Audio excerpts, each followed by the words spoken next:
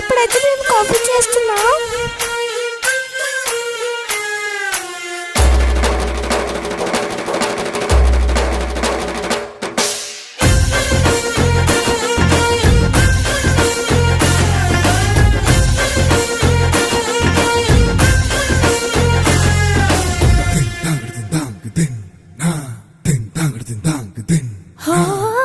గొప్ప గొప్ప ఇనాములనే ఇచ్చివేసే నవాబు, నన్ను మాత్రం చిన్ని చిన్ని ముద్దులడిగే